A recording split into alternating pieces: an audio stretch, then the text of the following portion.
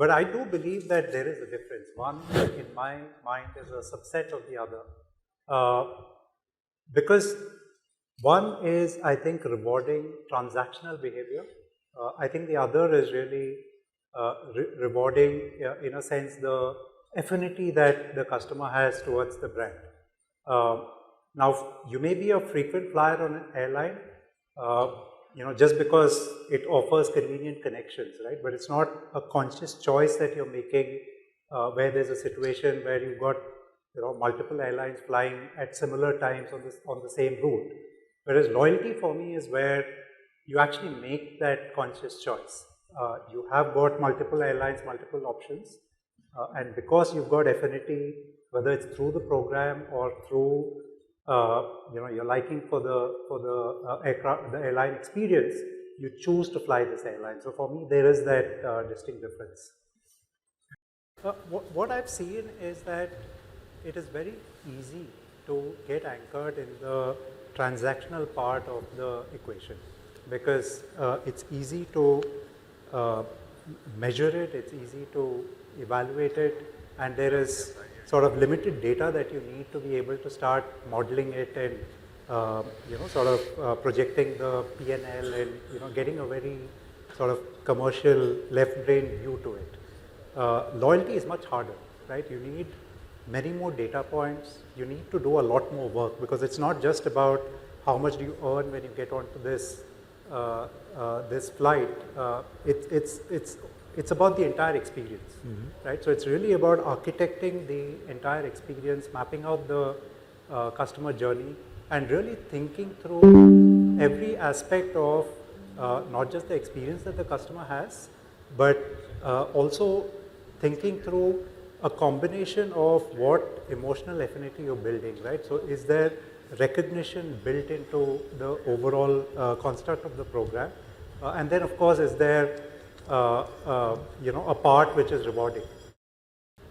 See, if I think about loyalty, for me at the core, it's about influencing consumer behavior. What you're trying to do is understand what their current behavior is, and then provide them with the nudges to encourage them to behave the way you want them to behave, right? Which is really come, fly more often with us, spend more with us, and so on and so forth.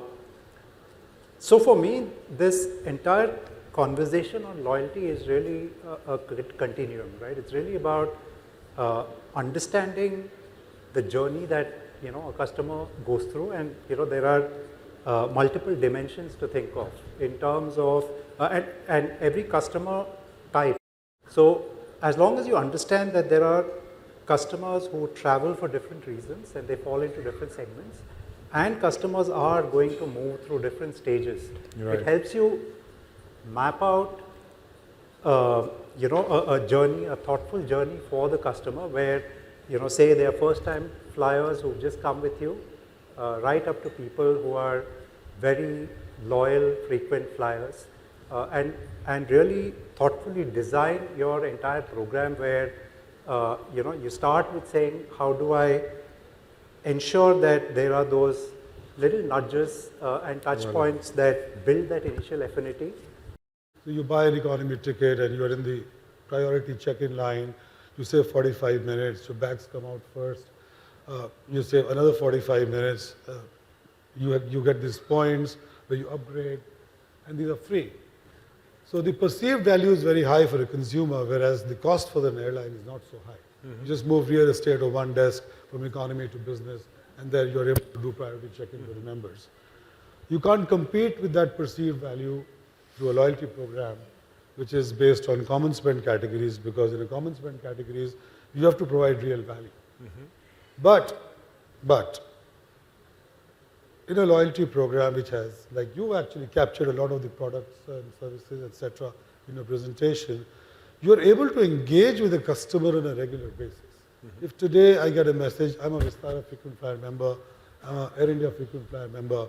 If I get a message from a Make My Trip or a Yatra or a Vistara asking me to fly, and I don't want to fly, then I get bored with that message. It's not engagement in a contextual manner. Whereas if the loyalty program has groceries, airlines, hotels, PVR cinema, insurance, something around health, education, etc., which me and my family members relate to, then I can be contacted by that loyalty program on a contextual basis, on a regular basis. I won't be pissed off, and I think I will bring it as top of my wallet in terms of the payment instrument that I use to shop on that platform and become loyal. So loyalty then becomes more like a happy marriage. Whereas frequent flyer is focused on redemption only on the airlines and not on redemption on other products. For me, there's a lot of merit in, sort of clearly ring fencing the loyalty program and team, even from a point of view of building out your relationship with the airline and with all the other partners. I mean, we know that great loyalty programs derive a lot of that value from external partnerships, right? And when the loyalty program derives that value, the customer also derives that value. Correct. And I think that's very important. So building a clean loyalty program with a understanding of what is the cost structure and the cost per mile and what does it cost to actually redeem it on an airline, I think just helps everybody in terms of defining the customer value, in terms of defining the value proposition for the airline and understanding profitability overall. We consider ourselves as a loyalty program, and simply because if you look at our network, we're truly a long-haul carrier, and for us, frequent flyers means somebody sometimes just flying with us, once a year, once every other year. So what's important for us is to build that emotional connection and that loyalty. So when somebody is intending to travel, we're on top of his mind.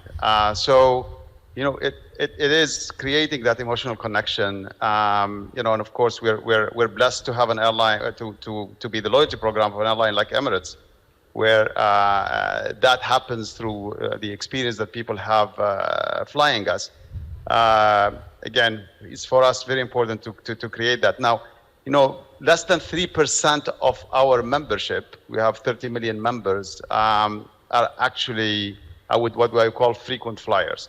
And mostly out of our home base, but also maybe broadly, if we talk about India as the base as well, we have some frequent flyers there. But our biggest base is actually the UK. We have 4 million members in the UK, and we have 3 million members in the US. That's our second largest base. And for them, there is really a low percentage of people who I would qualify as frequent flyers. Again, it's very important for us to keep that emotional connection, and that for me is loyalty.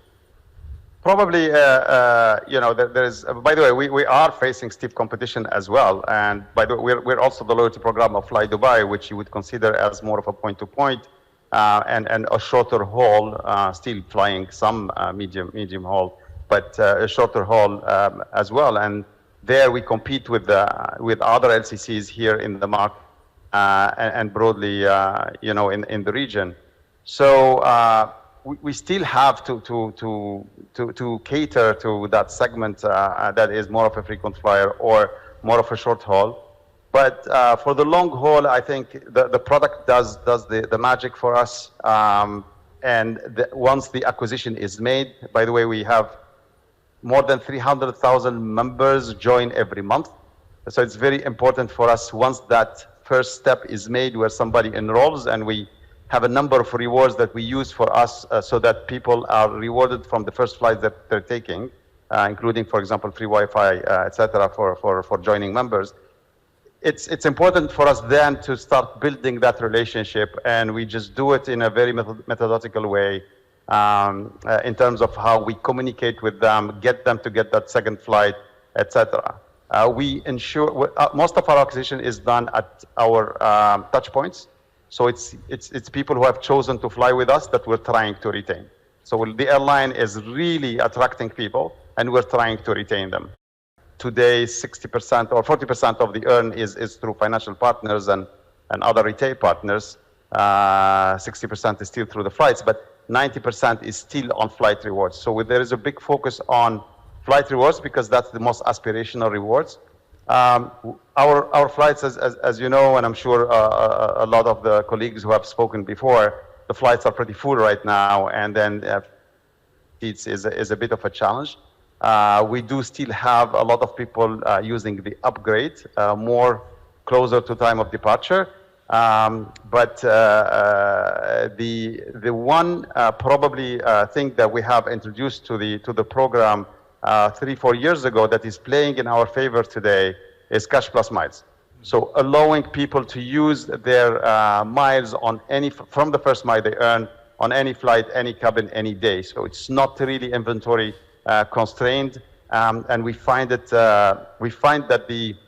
with Cash Plus Miles, the virtuous cycle of loyalty is a much faster one than the one with reward seats, where it takes people truly a number of flights or a number of engagement with partners to get the wealth of miles that allows them to do the rewards. So Cash Plus Miles has been extremely, I think, helpful into democratizing the program and allowing people to, with lower mile balances, to benefit from flights.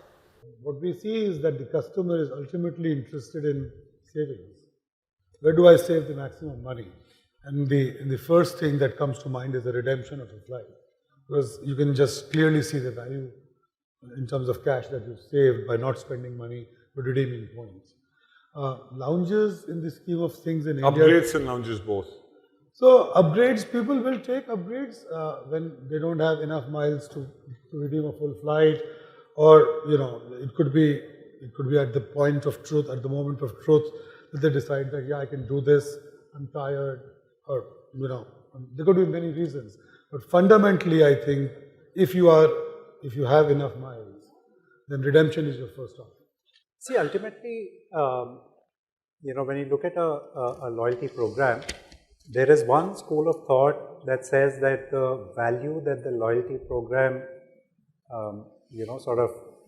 is able to derive, a large part of that actually comes from what's called breakage, right? Which is where customers are not able to actually redeem their points, and it expires or lapses.